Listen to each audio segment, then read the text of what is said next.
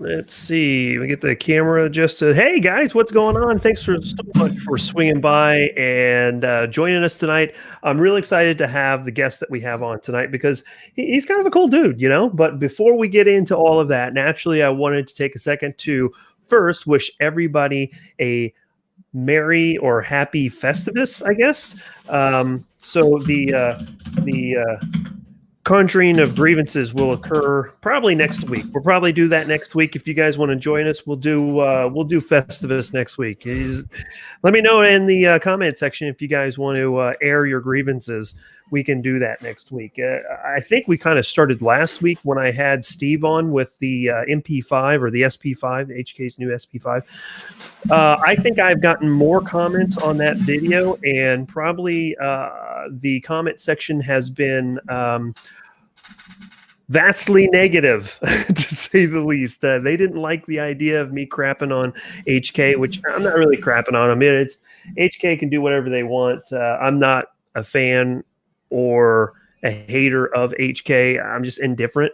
It was just interesting for me to see HK go in a route I would have never expected him to go. But you guys can watch that if you want on the replay. With that being said, we've got the GUNDIES going on. I talked about it a couple weeks ago. The GUNDIES is an award style voting system that a gentleman pulled together. I'm actually going to have the creator of the GUNDIES on next week. So we're going to dive into what does all that mean and all that jazz, and kind of check out what his goals are for the GUNDIES. But if you guys haven't, please vote. Regardless if you're voting for me or voting for anybody, it doesn't really matter. Get out and vote. Support the content creators that are out there. You get entered into a chance to win a gift of some sort. So Jacob, thanks. I see you that you voted. That's really cool. So each time you vote, you can vote, I think, up to 3 or 4 times, something like that. And you can vote every day. And again, every time that you vote, you can win things like a P320RX. You can win, I think you can win a safe. You can win some like a truck cover or something like that. So it's a really interesting idea, and it's a good way not only to support the community, but also give back to you guys and a chance to win something. So there is that. Not to mention, fitandfire.com is up and running. You guys all know about that stuff. I've got Christmas sales going on. I'm trying to add things as I can and update those things when I am able to. But basically, if you guys are interested in some gift ideas, you can check those out. That would be cool. So with that being said, let's kind of get into this. We've got, I would say, probably a barn burner here. We're going to be talking about a lot of California stuff, seeing that Reno is from the states that shall not be named. Now we're going to name it anyway. He's from California, and let's bring him on. Let's say hey to Reno, and let's see here. I got to do, here we go. There we go. There's Reno. How's it going, everyone? We're running into a little bit of technical difficulties with the way everything is set up. So I'm going to be in the small little box over here. You guys are not here to see me anyway. And Reno's right there. So what's going on, man? Thanks so much for swinging by. Yeah, happy to be here. This is awesome. Thank you for giving me the opportunity to speak to your platform. Just actually, let me make sure I'm not echoing. I think I am. No, you're good. Are we good? Okay. Yeah, cool. I think you sound good. Awesome. So I am Reno May, as the title suggests. I'm a California gun tuber, I guess you can call it. I got a little bit of a different start than most people. I actually worked in a gun shop from 2015 to January 2018. And during that time, there was a fairly slow period of time where we didn't really know what to do because people weren't buying AR-15s. It was just after the big ban. Everyone had already stocked up, and we kind of got to a point where people weren't buying shit anymore because they didn't know what they could buy. So I had an old camera. I was like, I got nothing to do all day. So we started an Instagram, started a YouTube, started getting it going. Got some good traction on some of that. But then ultimately in 2018, after the California fires in Sonoma County started, The owner of the gun shop, since he was also a general contractor, decided, hey, every moment that I think about this gun shop that's not making me a lot of money, I'm losing money by not working on my construction business. So he decided to close up shop. And I found out, show up on a Sunday. He's like, hey, you got 2 weeks left to work. And I was like, cool, right on. So at that point, I retained all of the information for the logins and whatnot. So I was like, hey, I guess this dies with me because they don't have any use for it. And then I went a period of time not really uploading, and I was unemployed for about 2 months. And then I started working at a rock quarry. So I went from one industry that California hates, being guns, to another industry that California hates, being the mining industry. So I've kind of been around when it comes to what California doesn't like, and I've been in that light a lot. And then after that, I started working at PG&E, Pacific Gas and Electric Company, which, as you all know, maybe all of you know, maybe you don't, they're under a little bit of hot water due to all the fires and maybe having some sort of responsibility with that. I'm not really going to go into that. So for the past 4 years, I've been doing stuff that California just hates. And then I had a little bit of free time, and I was like, hey, maybe I should start making videos again, because people were commenting on my stuff, asking me the same questions over and over and over again. And I was like, do I want to put the time into this? Do I want to start getting back in and really making content again? And I decided to upload a how to buy a gun in California video, because it's a little convoluted, a little weird, and that ended up gaining traction. And at which point I decided, shit, I'll see if I can start doing this every week. Yeah. And it's kind of taken off a little bit. I went from like 1,500 subscribers back in May, and now I just hit 3,000 last night, actually. So I'm stoked on that. But I think I really wanted to create content that was informational, I think, or thought-provoking, because there's a lot of great gear reviewers out there, and there's a lot of great people that talk about training. And I thought, I'm not the biggest training expert. I'm not the greatest shooter in the world. So for me to teach anyone that's outside of a beginner level might not be my forte.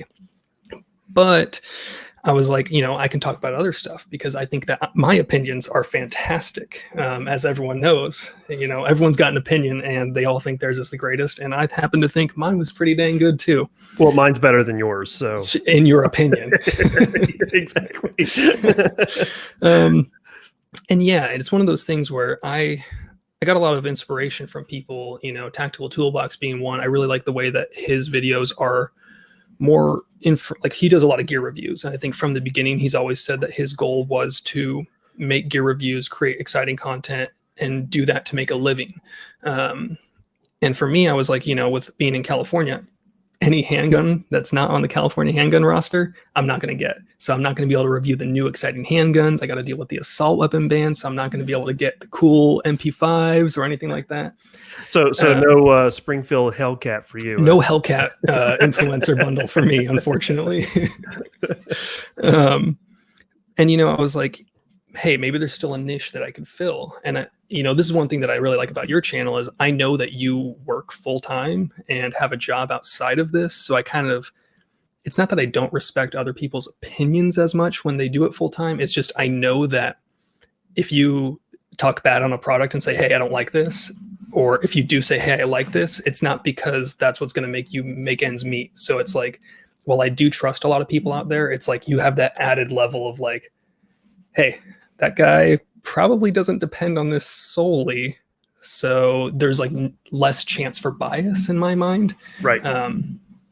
But yeah, so I just wanted to create kind of thought-provoking content. And I would say that personally, I'm fairly popular on the California Guns subreddit. I started posting a lot of stuff there before I was making videos. And with a username like Lurk in Yo House, which is what my Reddit username is, people started to remember that. And then when I started posting videos, they're like, oh, they were kind of cool with it, because I'm just a dude that's part of the community that saw a need for people to, have information. But yeah, so I think my style is definitely different. Definitely. Being that I'm not really going out to the range and plinking. I'm not quite as like excited and animated as some people. I'm not dropping in with a Peter McKinnon intro, and I don't gotta, I'm a little bit more laid back because I think the content that I'm looking to provide is more like thought-provoking content as opposed to like, hey, look at this cool gun that I think is like good for X, Y, or Z reasons or bad for those same reasons. Yep.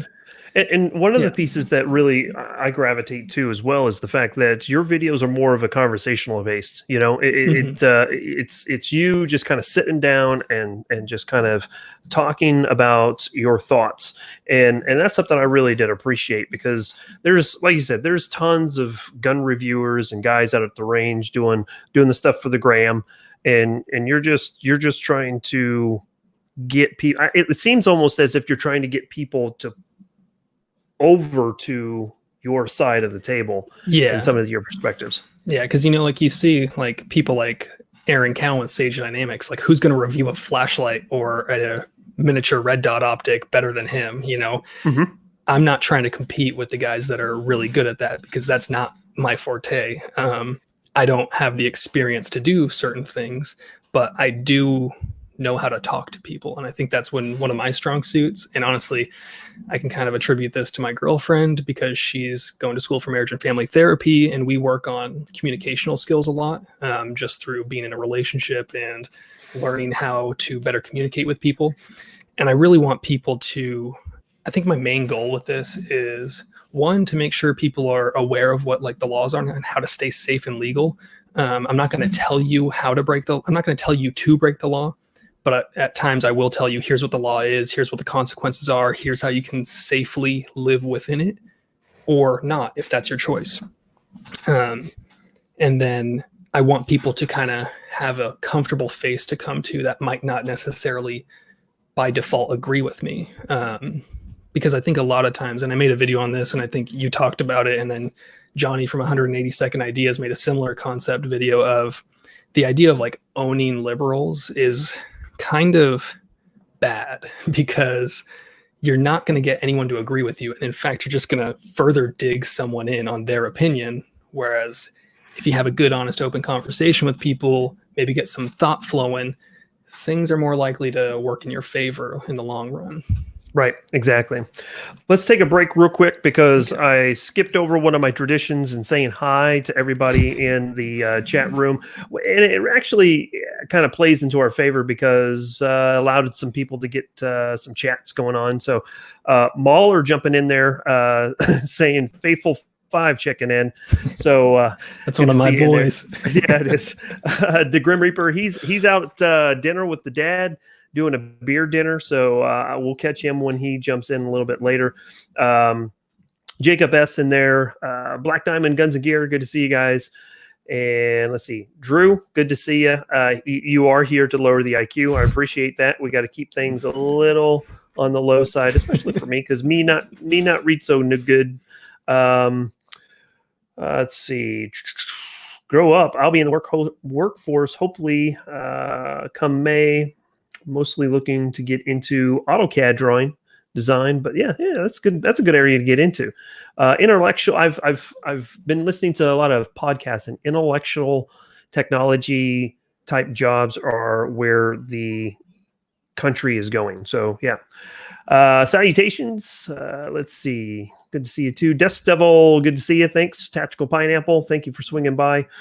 Daniel, God is my judge. Yo, what's going on to you, man? Michael Avens, good to see you. Mr. Gert 150. Oh boy. Festivus for the rest of us. Yes, sir. B-Man, good to see you. Ozfest, what's up, man? Haven't seen you in a while. Good to see you. Thanks for swinging by. Mark Spivey, one of my faithful, always in there. Tactical Pineapple once again. Big Mad. He was saying, hey, get to the point. But we got to the point. We'll get there eventually. Eventually, yeah. Operator Tony. Haven't seen you in a while too, man. It's good to see you in there. DJ D's is in there. Good to see you. Thank you so much. Glock 23. Man, we've got a lot of people going on here. I can't believe we've got so many so early. Thanks so much for swinging by. Brandon S. Good to see you. Grim Reaper saying he's going to be swinging in a little bit later. Gizzard Gary, thanks for swinging by. The Gun Snob, good to see you guys, man. Always good. And Blitz, there he is. What's going on? Love you. All right. That just about wraps it up. If I missed you, Jay saying, "What's up, Reno?" And he says that he's just a dude playing a dude disguised as another dude. C4 Defense. Good to see you in there, man. Steve, MP5. All right, man. Good to see you, man. Thanks. Hey, go back and read the comment section from our video last week, man. You're going to love it. Yeah, they were pretty aggressive. They're pretty feisty. I tell you what, you talk bad about an HK, you better be ready for it. Social media girl or guy is going to come after you. I tell you, man. I tell you.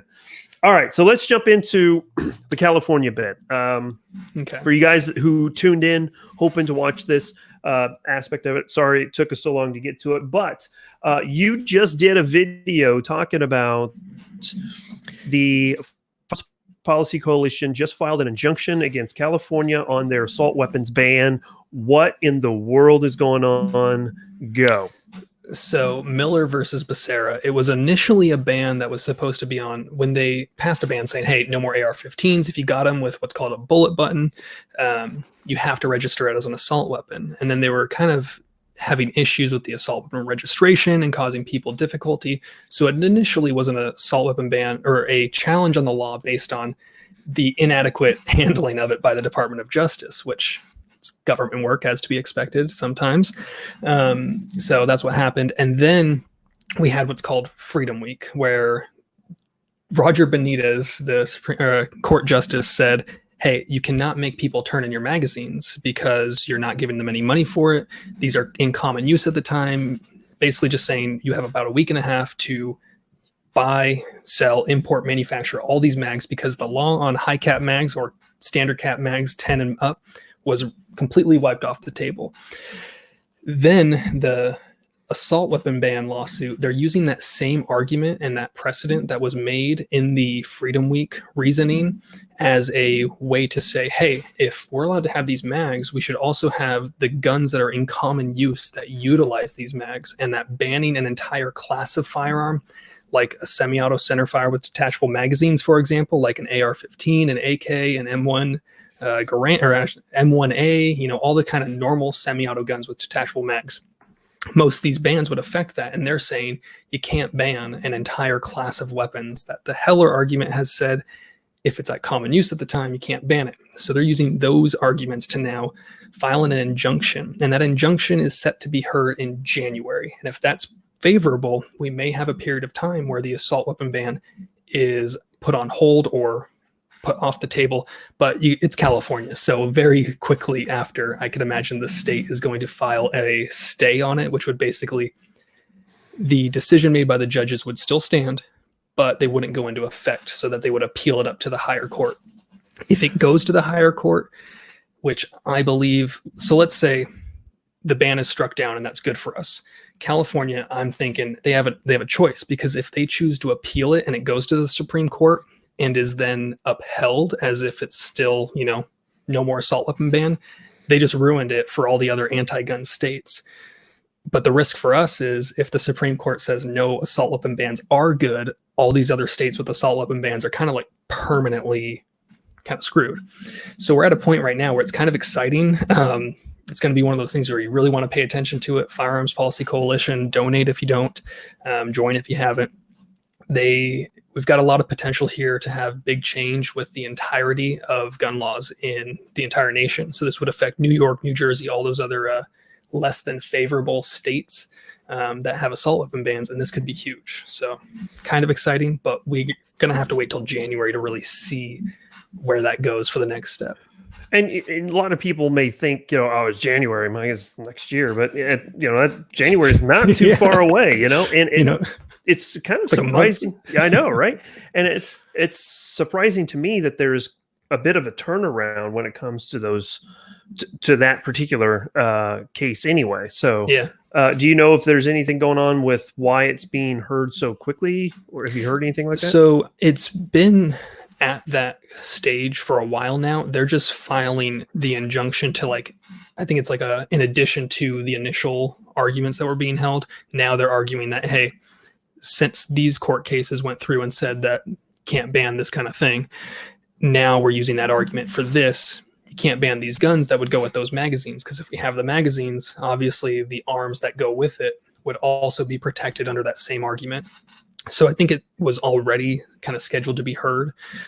It's not at the Supreme Court yet. It's at, I believe, the Ninth Circuit. So if it were to get on a 3-panel judge system, if it were to get, actually, no, if it's on a 1-panel judge, if it were to get appealed, it would most likely go en banc, meaning that it's on a 3-panel judge and then to the Supreme Court. However, it can go straight from that one panel judge all the way to the Supreme Court.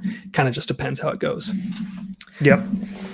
And people are asking if that would affect the handgun roster. Unfortunately, it wouldn't. There's a separate court case right now that is affecting the handgun roster. So hopefully that also goes, but that's pending the New York State Rifle and Pistol Association lawsuit in New York. Right, which that was heard earlier this week, wasn't it? I think so. And I think they're basically trying to decide whether or not they want to make it moot because the New York rescinded the laws or something like that, or if they want to like hold to it and still go through. And if they don't, we basically just have the California one right behind it. Yeah. So if you guys don't know about the New York one, basically what happened was New York City just basically instead of going through the courts and having their case heard in the Supreme Court, they went ahead and just rescinded the law. And they said, we're just going to rescind it. Well, the defense is like, no, okay, you can rescind it all you want, but we still need to have this heard, because what's stopping you from just bringing it back as soon as the court stuff is over with, right? Yeah. So I think that by them really pushing that case to go through, we'll see what happens. I wouldn't be surprised if it goes either way. But basically what that law that they had in New York was that you could not travel with a firearm in your car, regardless if that was going from your home immediately to the gun range and then back home.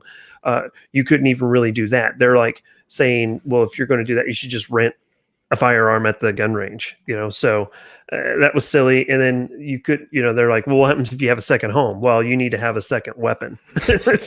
Yeah. I think they were basically saying like, you can only go to a registered gun range in the city, but let's say you live in New York City, have a gun, and want to go to a range that's not in the city, just somewhere in upstate New York or wherever it is. They were like, illegal, go to jail, do not pass go, do not collect $200, you know? Yeah. So with all of that being said, coming from California as a 2A supporter, as a gun owner, as a person that I would say probably is looking to become more vocal about politics when it comes to firearms in California, what is some of the most frustrating aspects besides the obvious? Well, we can have ARs. What are some of the other things that people like myself from Kansas don't know about? So here's an example. Let's say you came to California as a non-California resident, brought some guns, wanted to shoot, but then you're like, oh man, I didn't bring any. That's a very good possibility. Yeah. So let's say you come over here and you say, I want to shoot, but you forget your ammo. Sucks to suck, because a non-California resident cannot buy ammo in California. You can bring all the ammo you got into California and shoot it there, but you can't buy any. So the whole ammo background check law, it's one of those like backdoor gun control things where it just makes the cost and the ease of access just so much harder, more expensive. Every time you want to buy a single box of ammo, or any amount really, but let's say you just want one box of 50, you're spending the time to do a background check, which is going to take you about 15 minutes unless you don't actually have any sort of wait. So let's say there's any amount of people in the gun shop and you just want ammo. You're probably going to have to wait for all of them to be helped first, and then they're going to run your background check. 30 minutes later, you get one box of ammo. I see Andrew said, tell us about the 416 Barrett. So part of the assault weapon laws is 50 BMG rifles. Notice I say rifles. So a 50 BMG rifle designed to fire from the shoulder, you cannot have in California. However, you can have a 416 Barrett, which is a 50 BMG necked down to 416, which I've heard has better terminal ballistics in terms of flight path, because it's basically at the same amount of powder behind it, just moving a little faster because it's a little bit smaller bullet. But you can actually get a Mod Deuce, non-shoulder fired, like 50 BMG in California. The local gun shop near me, Ill-Mannered Gun Runner 707, he's got like 300,000 Instagram followers. He posted it one day and he was like, 50 BMG you can buy in California. It's on a tripod. It's just this massive behemoth. And I'm like, you're shitting me, right? And he's like, no, man, like you could buy this because it's not a rifle, because it's not designed to fire from the shoulder. So it was pretty neat. But it's still single fire, right? It's semi-auto. Okay. Yeah. So you just like a normal 50 BMG firearm that sits on a tripod. Basically, like you could mount this to a Toyota Tacoma from the 1990s and run around like you're in the Taliban, and that's totally fine. Yeah. So it probably has the single fire function turned on manually. So you're not like full auto, but it's really welded or something to that effect. Yeah, it's some weird stuff. But fun fact: you can get a 50 BMG in California if you want to mount it to a tripod or your truck. So. Yeah, Drew said that the 416 is basically a 6.5 Creedmoor to 308.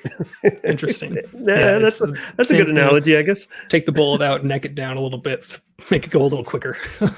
So when it comes to ammunition sales, I mean, I have two questions for you. One, could I just buy it off of someone off the street, or is that illegal as well? There's a certain amount that a person is allowed to sell or to like lend. There's a certain amount that someone is allowed to sell without getting what's called a ammunition seller permit or something like that.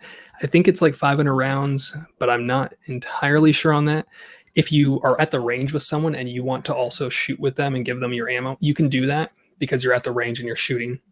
If you go to a shooting range where they rent guns and sell ammo, if you shoot all of the ammo at the range, you don't have to do a background check. That's like a little like cutout for it. So if you go to the range, rent a pistol, say, hey, I want to get some of that ammo with it. If you shoot it all there, you're all good. But if you want to take some of that home, you're running a background check for that last 10 rounds. Interesting. Yeah. So, and the second question that I had for you, the second part of the question was, what about for individuals who are military or dependents of military who have been stationed in California? If you're, for pretty much everything, even buying guns, if you're stationed here or a dependent here, you can still buy guns if you have the duty station orders that say where you're actually stationed in California. Okay. And it gets kind of weird because you're then going to have to like bring those papers in. Not everyone has the right papers. So like, let's say you're just staying with someone here, but you're not actually listed on that DD 214 or whatever. I don't know the actual name of the documents anymore, but you're not actually listed on those duty station orders. Then you get into the issue of you would need to get a California ID, not a driver's license, just an ID saying, hey, I'm living here. This is where I'm living. Right. So it does get difficult. So that's another one of those situations where it makes it incredibly hard for the average person to get ammo.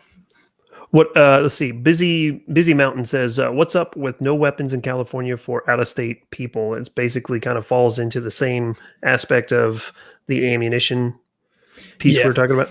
So if you're an out-of-state resident and you just come here, you can't buy a gun. And that's actually the case with most states. In other states, you could like buy the gun and then have it sent to your local FFL and pick it up there.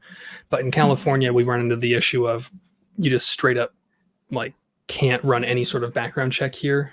And you can bring your guns in from out of state. But if you move here for more than 60 days, you have to register them with the state. And I made a video on that. It's pretty simple. Basically, if you come here from out of state with guns, no mags larger than 10 rounds, no assault weapons, and that's pretty much it. But then if you're going to be staying here for a longer than 60-day period, you got to get them registered with the state. And it's not the most difficult process, but it is a pain in the ass. Right on. Let me see here. Keith is asking, what about rifles? I'm trying to understand what he means. So if you bring like a rifle in from out of state? Yeah, I guess if it's just like a standard, I don't know, bolt action, I guess. Yeah, so we can't have any NFA items. I just saw someone just comment that. But a normal rifle or even an AR-15, if you wanted to bring it into the state, you would have to have it be California compliant, which Any bolt action with the barrel longer than 16 inches, you're good. Your AR-15 kind of guns, you're going to have to do some weird stuff. Or you can just take the bolt carrier out of the gun and reassemble it without the bolt carrier in it, because at that point, it's not semi-auto, meaning that it's not an assault weapon, and you would just basically not put it back in until you get out of state. So our assault weapon laws are kind of weird. Basically, if the upper and lower are disconnected from each other, it's not considered a semi-auto firearm anymore. So it's not going to be affected by the assault weapon laws. So it's a don't assemble it in the state of California kind of deal. Right on. Yeah. So that's going to be something we talk about here in just a second as well. But I just want to say to the chat room here real quick, if you guys have any questions, by all means, keep on dropping those in. I can see that these are rolling in. So thank you very much. If this is your first time with the channel, let me know. Make sure you do an @fit_n_fire that highlights it on my side so I can see it a little bit easier. And we can go from there. Let's see. Busy Mountain says, so... Oh, you got it already. So an out-of-state person can bring a firearm into the state with 10-round mags. You won't be able to get a concealed carry permit here unless you're a resident. And no states have reciprocity with California, or California does not honor any CCW from any other state. Unless you're federal law enforcement or something like that, you're not carrying a gun here unless you live here. Super lame. But yeah, fortunately, there's like 20 states that recognize my California CCW, so that's cool. But not the other way around, which is super lame. What is the requirement for CCW in California? So there's a couple mandatory requirements, and then there's a couple, like, it depends on the sheriff if they want to issue it. So you got to be a California resident, and you have to apply with the county that you live with, and then you have to do 16 hours of training. And now that's 2 days, 8 hours a day, and you have to do 8 hours of class time and 8 hours of shooting. So it's you're given a weekend up for it. It's going to cost you about $400 pretty much for most counties, as far as like the paperwork, background check. You got to get live scans, so they run your fingerprints, they run a background check. You need to have what's called good cause. So basically, the sheriff of the county that you live in will determine what good cause is. So if you live in Santa Clara County, if you donate $45,000 to the county sheriff reelection fund, he might give you a CCW, but probably not otherwise. In counties that are more rural, they're handing them out like hotcakes. If you got a, if you're got a valid driver's license and no criminal convictions, they're making it rain CCWs out there. One of them even straight up said, like, our response time is very long. Get your CCW if you want to be safe. Like, he straight up said, like, apply, please. We can't get to you in time. That's that's amazing. So, if you have a concealed carry from one county, then it doesn't matter everywhere. Okay. So, I mean, I feel so dirty, but it feels so right when I go to like San Francisco, because they don't want you to have a concealed carry permit, but I got it. So I'm like, ooh, I shouldn't be doing this, but I can, It's like the first month of concealed carry in anywhere. Everyone's like, exactly. They know. It like feels so wrong, but so right at the same time. Yep. Right on. So, real quick, I did have someone in the chat room asking about the assault weapon ban that we talked about a little bit earlier. Could you just, like, 30 seconds or less, just recap that real quick? Basically, Firearms Policy Coalition is filing an injunction to get rid of the assault weapon ban as part of one of their lawsuits. It is currently going to be heard on sometime in January. If it's favorable, assault weapon ban will go away. The state will most likely then appeal it up to the Supreme Court. If it goes to the Supreme Court and is in favorable of our opinions of having assault weapons, it would basically nullify assault weapons nationwide. And that's the hope. But it might take a long time, so don't hold your breath. But in the meantime, something to keep an eye on. Firearms Policy Coalition holding it down. Yeah, and I gotta say this real quick. If you guys are not a member of the Firearms Policy Coalition, the FPC, you need to. I mean, I'm wearing their wearing their shirt right now. This is their Nice. live free or die. I can't even talk. I think I'm having a minor stroke or something. I don't know what's going on. Yeah. But seriously, if you guys are not a member of the FPC, please, if you're a NRA member and you're like, well, it's either NRA or someone else because I don't have the money to do it, drop NRA, go FPC. There's also the Second Amendment Foundation, Gun Owners of America. There's a lot of organizations that are doing some really, really good work. FPC is out there crushing it all the time. So please support them. I just renewed mine last week, along with Second Amendment Foundation. My Christmas gift from my dad is a NRA membership. Nice. I'm grateful for that. If he wasn't doing that, I probably wouldn't be an NRA member, but who knows? I don't know. We'll see what happens with the NRA, but NRA has a lot of potential. If you're already a member, there's no point of removing your membership. I mean, I've been a life member since I was like 3, so I didn't, it would take more effort for me to cancel it, but they give me $2,500 in insurance for if my guns are lost or stolen. And it lets me be a part of some private shooting clubs that I wouldn't be able to otherwise. So there's no point of me removing it, but there's a lot of great organizations that I'm currently actively giving money to instead of the NRA. Absolutely. So let's see here. I did see that Blitz was in here saying that he's sorry I didn't get my deer this year. It's not over yet. It's not over till the end of the first week of January, I believe. So I've got some time, and then rifle season lasts through this weekend. So we'll see. We're praying for you. I need one because if I don't get one, the wife's going to flip out, man. You spent all that time out in the country without getting a deer. No, not even that. She's a fanatic for venison. She absolutely loves venison. She prefers venison over beef because she likes the idea of, obviously, it's free range. Yeah. It's like the most natural, like ethical meat that you can eat. Anything you hunt for yourself is like, I don't know. There's a certain value that I put towards that aside from the actual like edible part of it. Right. Exactly. Let's see. Jacob, he's jumping in here, says, what are your thoughts for someone who lives in a more secluded area of the city where land is 1.5 plus acre plots? Would it be a good idea to CC, concealed carry, even when area has minimal crime? Yes. Yep. Yes. Because I live in part of the state of Kansas that we don't have much crime, but I still carry it because there's always that potential. The areas that have plots of land that are 1.5 or larger acre plots usually means that is going to be of a higher demographic, which means that could be a better target for individuals who are looking to burglarize a house. So I live in that kind of same, our plots aren't that big, but I kind of live in the same type of that area in the outer skirts of the town that I live in. So yeah, I definitely would do that. Andrew had an excellent point. He said, if you can drive there, they can drive to you. And so me personally, my girlfriend will always ask me like if we're going out somewhere, she's like, oh, do you have a gun on you? And my response is always, do I have pants on?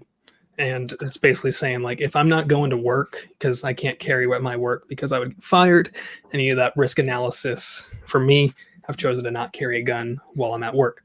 But if I'm wearing pants and I'm not at work, I got a gun on. I got a gun on right now, and I'm sitting in the comfort of my own office with 3 more loaded firearms behind me. Like, carry everywhere, stay strapped or get clapped. I'm reading some of these guys, man. I tell you guys crack me up, man. Yeah. Let's see. Come south to Pratt or Medicine Lodge, Kansas. Lots of deer. So I was actually near. I guess I was east of you. I was down Fall River area, George Brown. I was in the Fall River area hunting. Didn't see a single deer. Saw a few on the side of the road dead, but that was about it. You want to scoop that up? No. If it was January or February where it's like 32 and below every day, yeah, The outsiders are a freezer. Yeah, exactly. I'd be all right with that. So, Keith did have another question. Is there like any waiting periods for purchasing firearms for residents? Yeah. So actually, any firearm that you buy, the moment you run your background check, I know in most states it's like 15 minutes. They call the NICS system, say, "Hey, can this guy have a gun?" They're like, "Yes." And then at that point, sorry, I'm gonna grab water. At that point, they would respond and say yes, and they give you the gun. In California, they run it on their computer, and then 10 days later, you can come pick up your gun. And now that's not like if it's Thursday, you're not picking it up on Sunday in the morning. It's 240 hours to the second. So if it's 5:55 on a Thursday, you're coming back on the next Sunday at 5:55 and 1 second. So 10 days. And then starting next year, you can only buy one handgun or one semi-auto centerfire rifle per 30 days. But you can buy 500 shotguns of any kind that you want at the same time. I'm sure the ATF's going to have some questions for you, but you could do it. Yeah. So I don't laugh because, people are 100%. buying a whole bunch of stuff. I'm laughing because of the idiocracy that's behind it. I mean, there's okay, whatever. So no, it makes no sense. They're like, oh yeah, you can get all these, and that's fine. But whoa, you want 2 Glocks? Oh whoa, hey, hold on a second now. Slow down there, killer. All right. Let's see. Mandatory carry jumping in there saying at work can't stay and play, but I'll circle back afterwards. Always. Thank you so much. Thank you for the donation on the super chat. 10-day laws are stupid. Yeah, they are. And they help victimize the victims, right? So, if someone's concerned about an individual who is stalking them or they have a restraining order against, they now have to wait 10 days. And I think here recently, just in the last week to 2 weeks, there was someone on the West Coast, I think in either Washington, Oregon, or California, a woman was killed by her estranged husband who had she had a restraining order against him. And he just walked up in the parking lot and shot right through the front window and killed her, so it's ridiculous. Yeah, ridiculous. I hate to make the like Republicans versus Democrats thing, but like typically when we argue 10-day waiting periods, it's with someone that's more of like a liberal mindset. And my favorite thing to respond to them is when they're saying that they're pro 10-day waiting period, you bring up the fact that these laws disproportionately affect people that are in impoverished areas or people of color or people in the LGBT community, people that are more likely to get assaulted and live in poorer areas. They're the ones that get hurt by these laws the most because they're the ones that won't be able to defend themselves within that 10-day period of time. And many of them don't already own guns, so they're buying a gun as a reactionary measure, which is super unfortunate. And, when you're conversating with someone that's more of like a left-leaning mindset, they typically understand the concept of, privilege and being in a better area has certain effects that being in a poorer area doesn't. Yeah. Mackenzie Owens, he has actually a really good question for you. For someone who's moving to California, how do you secure your weapons? Is there a law that stipulates what you can and cannot get away with? Yeah, so rifles and shotguns, basically anything other than a handgun, you can transport unloaded. That's it. You could have 15 rifles sitting right in shotgun with no ammo in the gun and no ammo in the chamber. And that's fine. Handguns, however, have to be unloaded in a locked container. And a locked container can be basically, if you got a backpack with 2 zippers on it, you close the zippers up, you put a little padlock on it. That's a locked container. Or the trunk of your vehicle, but not center console or glove box. So basically, if you want to stay safe, you should probably have them all in a locked container because once you go through a school zone, which is in California, every 50 feet, it seems like there's a school zone or something that's owned by a school and then therefore a school zone.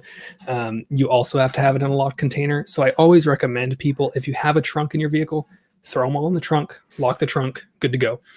If not, just put them all in a case, put little padlocks on the case, and then you're good to go as well. That's kind of unfortunate, but if you do get pulled over with a long gun and you're not, and you think you're in a school zone and you don't have them locked, put on your flashers, drive about 1,000 feet in whatever direction you want to go, pull over there, because then you're no longer in a school zone with the firearm. So it's Right like the on. little, like, that's like my little pro tip, you know?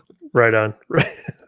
Right on. Mahler, he's jumping in there with a very insightful comment. He says 1 gun per 30 days means it is illegal to own more than 973 rifles if you live to be 100 years old. That's unconstitutional. And yes, sir, you are correct. If I want to be able to arm an entire school, I should be able to.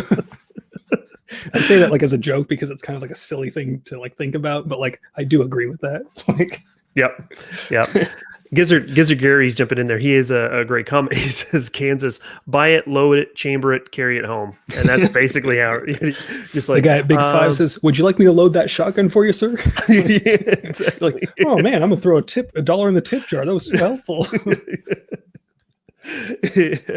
Yeah, that's it's crazy how we live in completely different worlds and we live in the same country. You know, that's mind-boggling to me sometimes. But let's move on real quick. We've been kind of mulling over a lot of different things. Let's talk about the rifles, some of the rifles and innovations that people are trying to get through into California to help you guys as best as possible. One of that is the Franklin Armory CA11. Have you looked at it? What's your thoughts?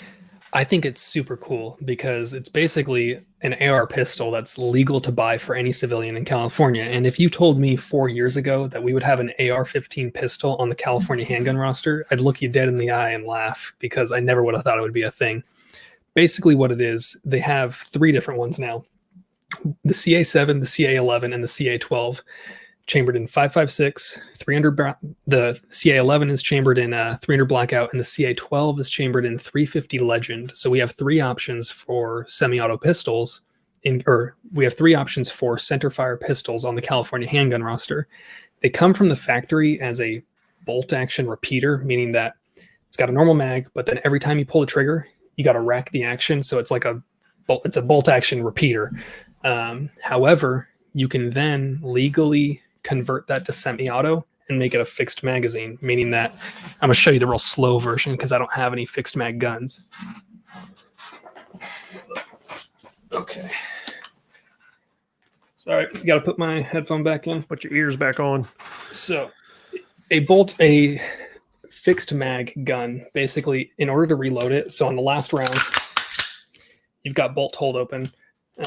You would then have to close the bolt, pop the rear pin, open it up, drop the mag, close it up, pop the pin, rack it. Now, that's the slow version without any modification to make it easy to do. However, there's a lot of great companies out there that make products that it's like as simple as you just pop, new mag, rack, and that's it. Or actually, you press the rear pin, that's like a little safety detent, pops open just slightly, mag drops, put a new mag in, close it, drop the bolt. So there's some options that make it super quick, but they can be a little finicky to get them set up. And personally, for defensive use, I'm not the biggest fan. I'm more of a featureless guy. So I got those weird funky grips, where this stock is fixed in place. This is a non-pistol style grip. And then muzzle brake instead of a flash hider and no vertical foregrip. Because then regular detachable mags. And it's still semi-auto. There's nothing that's changing. And that I can use my legally owned and purchased D60s from Freedom Week. It's like the silliest thing in the world. You have a California neutered AR-15 with a 60 round mag, and it looks wrong. Right on. So you kind of alluded to it. Cali Key has their charging handle, basically their bolt action charging handle. I've done a review on it. You guys can go back and look at that. But the Cali Key basically now just sits in the section where your the gas port goes on your bolt. and you just fire and rack every single time. Do you think that is even something that a Californian should even consider? Is it I've got like kind of maybe an uncontroversial or like a controversial opinion about that kind of style. I see those, like I see their sole purpose of existing as having a gun that is legal in its configuration that you have it, but then you could take it to a range where no one cares, and then you pop in your normal bolt. I see that's the like main purpose that people buy it, which is fine. And I think actually for like a bench rest gun, that would be a totally fine option, because at that point you're shooting one round every couple seconds. It's fine if you have to rechamber around every time. But the thing about that key, why I think it's not necessarily like the most useful California compliant option, that setup where you have to rack it back every time to make it not semi-auto is legally the same as just taking my bolt out, closing it up, and now I have a gun that's technically not semi-automatic because it's not assembled in a way that is capable of firing in a semi-automatic mode. And I think that most people that are buying it, they're buying it so that they can take it to the range and assemble it in a normal configuration. What up, Johnny? So for me, I think that they're cool in the sense that they're pushing the law. They are totally pushing the limit on what's legal. But if that was the kind of like shooting that I wanted to do, where I keep it assembled in a legal configuration and then take it to the range in my maybe illegal configuration, not really worth it for me. But I definitely see their purpose and like why people would want them. Yeah, and I would say that I've talked to the gentleman who owns Cali Key, and he's basically has said, I don't want to make this. I would want to live in a world where I basically go out of business. I would be completely fine with that. But until then, this is an option. And I think there's other purposes that you could get one of those for, especially when it comes to, helping new or unconfident shooters get used to an AR platform, even some drills. I thought of some training drills that you could use it for as well. But anyway, that's just kind of my thoughts on it. Yeah. Let's see. McKinsey saying, are things in California gun stores like ammo more overpriced than other stores in America? Well, funny you ask, because breathing the air here is more expensive. They're going to start popping out like Spaceballs, getting cans of fresh air. Everything here is more expensive. Spaceballs, you're really digging back deep on that one. I appreciate you caught that one. Yeah. But yeah, it's California, everything's more expensive here. My rent is more expensive than a similar home in anywhere else in the state. So yes, but most of the reason that it's more expensive is just because the cost of living, the cost of running a business is more expensive. They tax us just right up the butt. So it's Perrier. Yep. He's always good with them, man. Gosh. Yeah.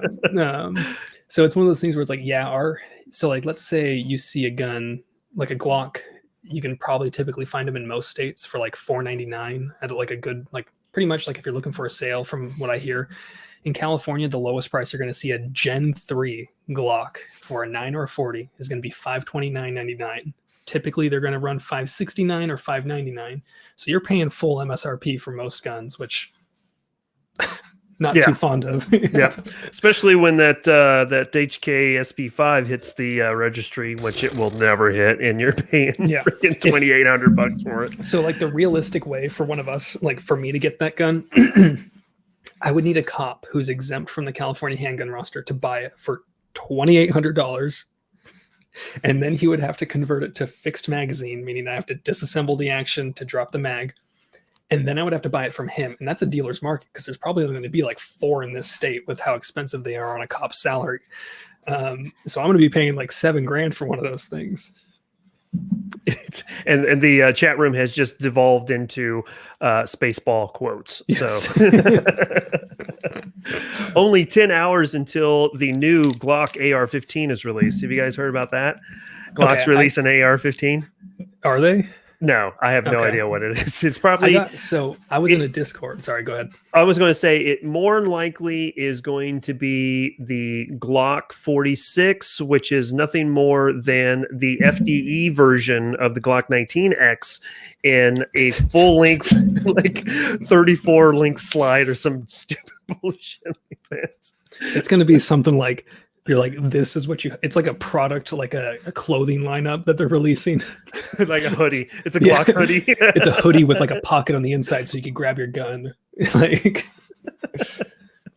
I saw a photo of someone. So I'm in this Discord for Alex Zedra. And there was a couple guys in there that said they had like old connections at Glock.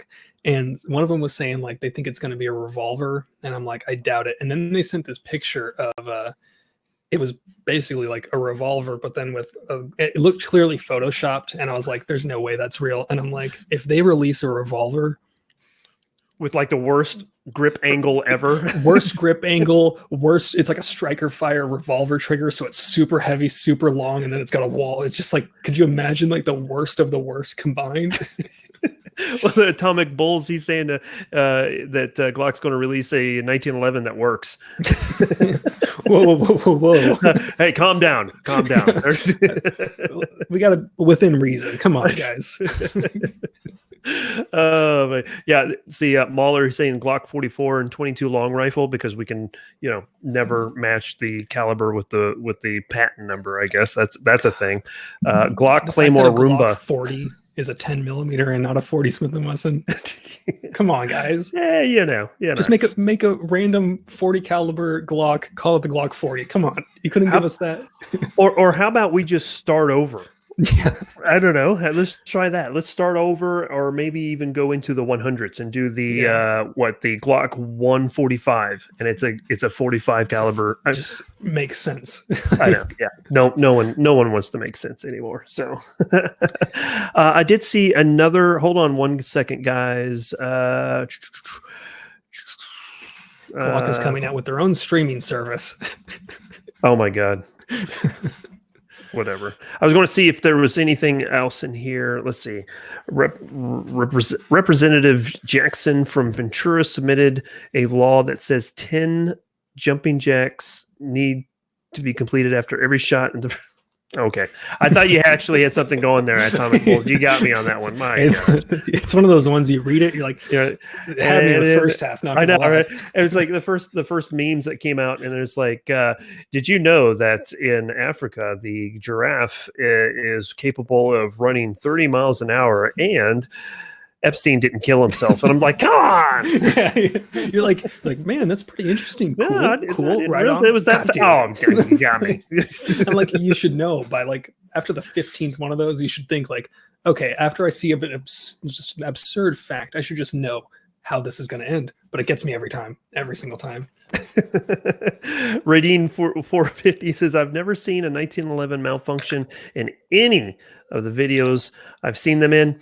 I know that's not as good as my own experience. I've never had a 45 malfunction on film either.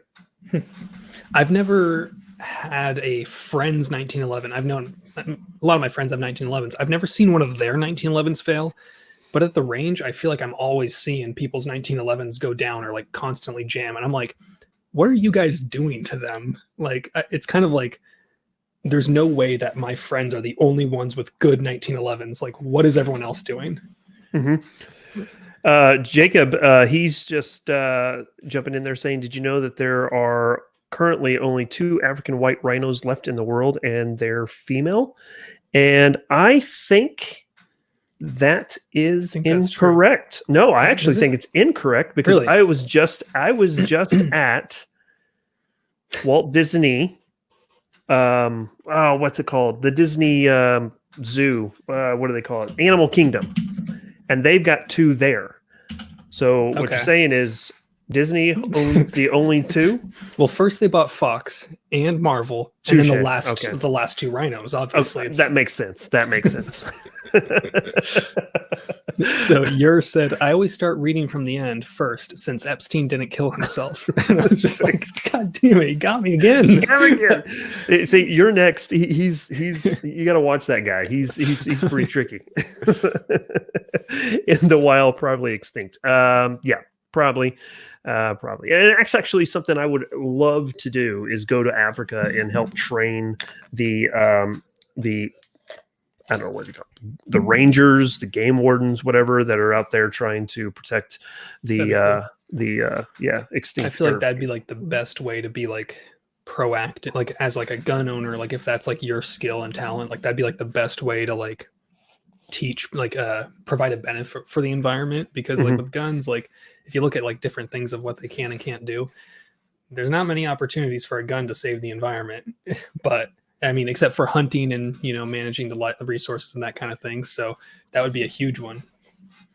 Yeah. So OBN XS1 jumping in there with Glimtech Arms. Hey, good to see you guys. Thanks for jumping in. All right, so let's get into the geek portion, because we've already hit an hour and we need to get through this, because this is the really important stuff we're going to be talking about. This is the nitty gritty. This is the nitty gritty. Mandalorian, are you watching it? Absolutely. Absolutely. Sometimes if I wake up on like a Friday night, you know, for me, it comes out at midnight. So if I wake up and it's like 3 a.m. on a Friday morning, best believe I'm pulling my phone out, grabbing my AirPods, and I'm going down on it. Oh, really? Shouldn't have said that. So I've watched all 5 chapters at least half a dozen times. Oh yeah, absolutely. And I'm totally geeking out on all the different gun nuances that they have in there. I asked you off screen, any Easter eggs have you picked up on yet? So the one that I thought was super cool, in one of the concept arts for it, it shows him with his rifle on his back, and it's basically an AK that has like just a super long barrel with the prongs on it. And I paused, like, whoa, what's that? I was like, oh, that's dope. Because like you see with Star Wars, they're always like taking real guns of various levels of modernity and then modifying them to be space guns, which I think is super cool. So have you seen? So you got? Yes, I have. So first off, the Mandalorian is carrying an 1894 Bergman Mark I, which is very rare.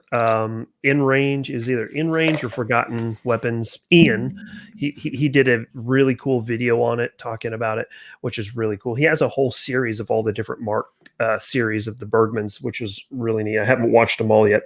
That was number 1. In chapter 5, if you guys haven't watched it yet, I'm sorry, I'm going to spoil some small things. I won't spoil everything. But in chapter 5, that's my line. You'll get that later. He's going after. He's helping a guy who's trying to get into the guild, the bounty guild. So he's going to help him track down this person, and they get to the Dune Sea on Tatooine, and and he's getting sniped at by this.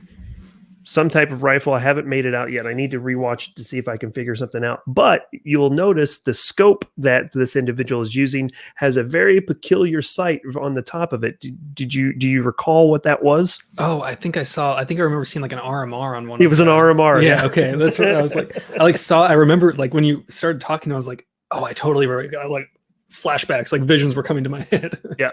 So another interesting thing too, and this is kind of a little off topic of the Mandalorian, but if you go back and watch Rogue One, when they're on Scarif and the rebels are basically attacking, if you watch and you look real closely at a lot of the guys who have some type of carbine or rifle or whatever, most of them are AR-15s. Yeah, and they like took the buttstock off, right? Yeah, exactly. Yeah, just changed it out a little bit, but you can see the lower receiver and and all the different nuances with an AR and all that jazz. So it's ridiculous. Yeah.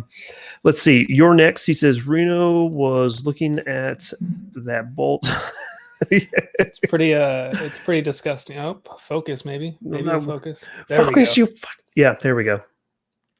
Yeah, it's pretty gross right now. This is one of those. It's a titanium nitride by AIM Surplus, and it's lightweight. So in like my lightweight Oh yeah. AR-15, I have like a adjustable gas block and then lightweight BCG. But yeah, Yeah. it's a pretty gross. You know, they say that these fancy coatings are easier to clean. However, the hardest part is me deciding to clean them. So I don't clean my rifles regularly for a couple of reasons. Number one is like my AKs. Obviously, I'm doing a series on the AKs, and I'm not really cleaning all of those because I want to be able to run a number of rounds through it, whether it be 300, 400, 500 rounds, whatever, through it to see is that going to cause any issues. It's an AK. More than likely not, but I mean, most good modern guns, you're probably fine. You know? Yeah. Not a 22. 22 is never really, for me. Yeah. So, but I did add a cheese grater on my RH10, and I think you posted a photo of that today. yeah, right? I did. Yeah, and so I pulled the bulk carrier group out, and my hands were just black. I was like, oh, that's so gross. I probably got lead poisoning now. So nothing like a little lead, right? It's only a neurotoxin. I haven't noticed the effects of it yet.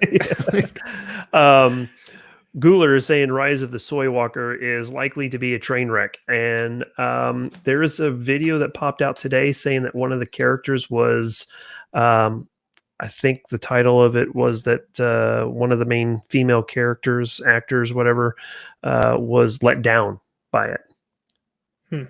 And I didn't watch the video. I just saw the headline on it, and I was like, it wouldn't be surprising. Look what they've done to my boy. Exactly. Yeah. So, all right. So there's that real quick. Basically, we just want to talk about the Mandalorian just to get get the SEOs. Just, you got to get the terms, the catchphrases. Oh yeah. That's the one thing that's funny about YouTube. As I've gotten more into it, I'm like, I'm just nerding out over search engine optimization and how I can boost click-through rates. And I'm like, oh man, I never thought I'd get this far into it. It's like a rabbit hole. Oh yeah. It gets down in there really quick. Mm-hmm. And then once you monetize your content, and then once you get fully demonetized, and then you're remonetized, now I'm literally shadow banned.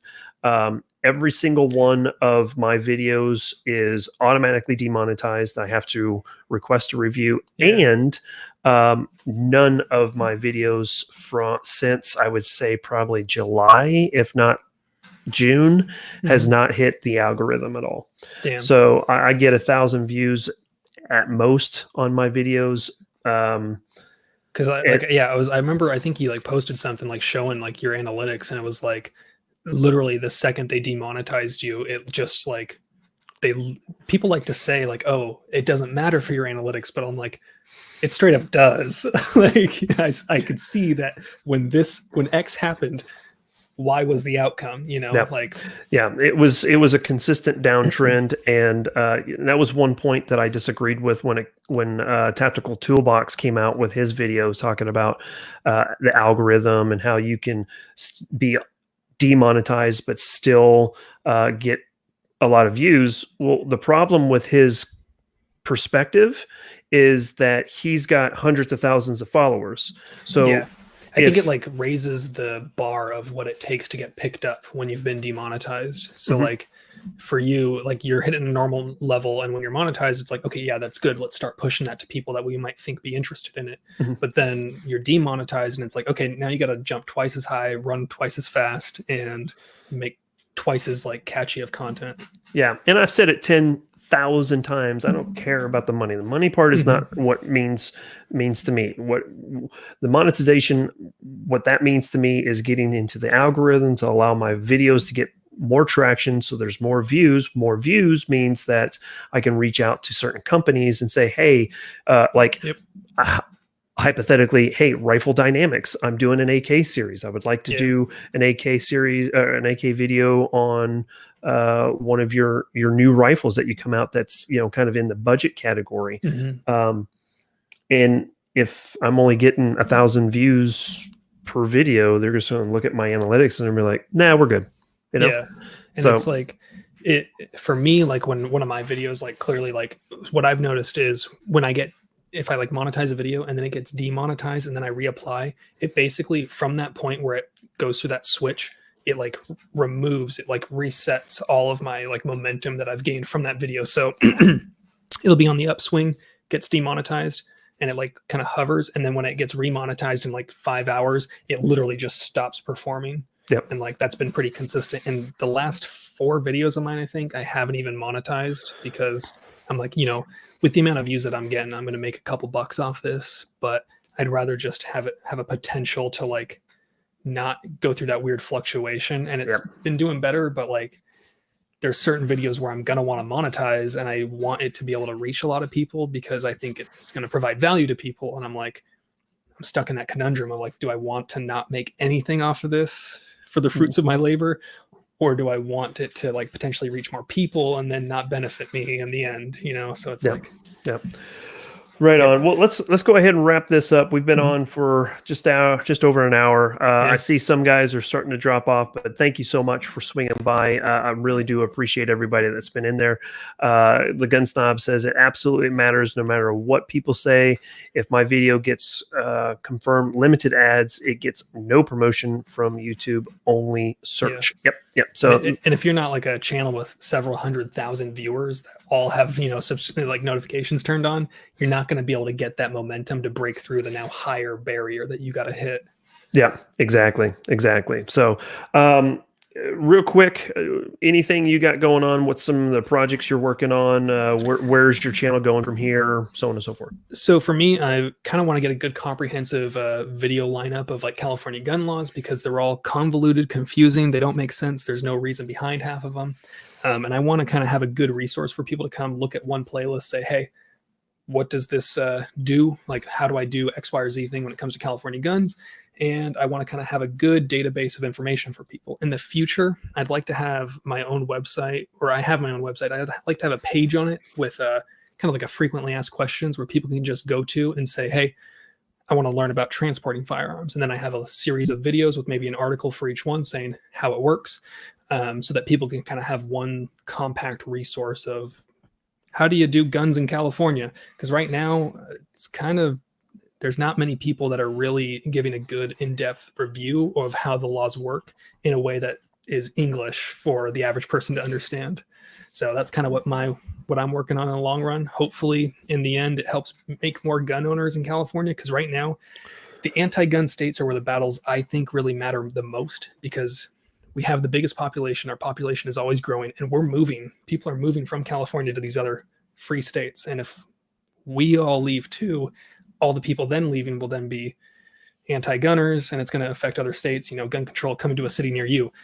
So my goal is to try to help change gun culture in California. I guess that was a little longer than I wanted to say it, but hopefully that was good for you guys. No, that works out. That's going to be a great series, I think, because there's a lot of people, and I've seen it here in the chat room.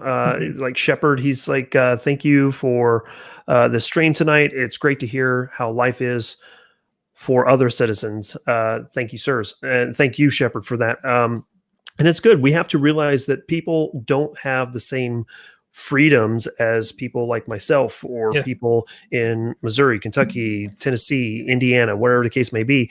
And they have certain ridiculousness to deal with. So, but let's get you back on here soon. Absolutely. Especially after probably beginning of February, hopefully, once we hear what happens with the injunction and all that jazz. All the FPC stuff. I'd love to come on and talk about it. Absolutely. So there you guys have it. Thank you so much. I know I've done a lot of live streaming here lately. This is only a bump in the road as far as my content goes. I've got some more stuff coming. I've just been extremely busy with vacations and Thanksgiving and hunting this last weekend. Got hunting this weekend, so hopefully I get to the range and can get a video of that guy right there out to you guys here real soon. That is the Zastava ZPAP, so that will be my next video. As soon as I can get it done, I will have that out to you guys. With that being said, we're going to go ahead and get out of here. I really do appreciate it. Thank you all so much for making my Monday nights so great. With that being said, as always, keep calm and carry. Good night, guys. Take care.